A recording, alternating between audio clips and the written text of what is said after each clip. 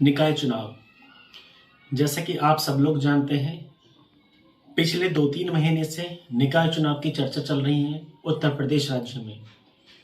लेकिन पहले अंदाज़ा लगाया जा रहा था कि नवंबर के पहले हफ्ते में शायद चुनाव की घोषणा हो जाएगी। उसके बाद एक खबर ये आई कि नवंबर के दूसरे हफ्ते में अब घोषणा हो जाएगी। उसके बाद समय आया 20 तारीख के आसपास का, यानी कि 20 नवंबर का, कि 20 नवंबर में इंतज़ार प्रत्याशियों का और जो समर्थक हैं, जो वोटर हैं, उनका खत्म हो जाएगा और 20 नवंबर को आरक्षण और चुनाव की डेट सामने आ जाएगी। लेकिन ऐसा इस बार भी नहीं हुआ।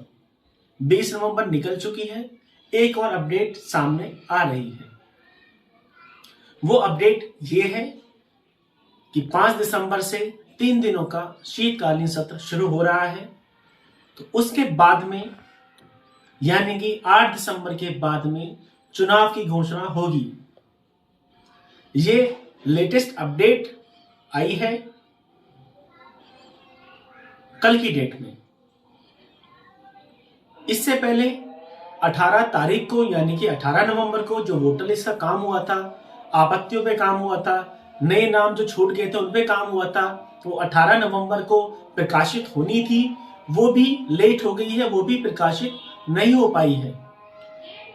उसकी जानकारी भी फिलहाल ये लग रही है कि वो भी दिसंबर में मिल पाएगी। नवंबर के लास्ट हफ्ते तक या दिसंबर के पहले हफ्ते तक वो लिस्ट, वोटर लिस्ट नई वाली मिल पाएगी आम जनता के लिए।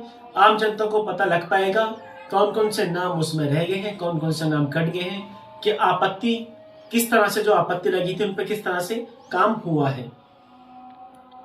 फिलहाल हम उम्मीद कर सकते हैं कि जल्द से जल्द शायद चुनाव हो जाएंगे और जो प्रत्याशियों की धड़कनें दिन पर दिन बढ़ रही हैं और साथ में ही ये कहीं कट्टर समर्थक जो होते हैं वो भी बेसब्री से चुनाव का इंतजार कर रहे हैं, उनका इंतजार भी बहुत जल्दी ही खत्म हो जाएगा।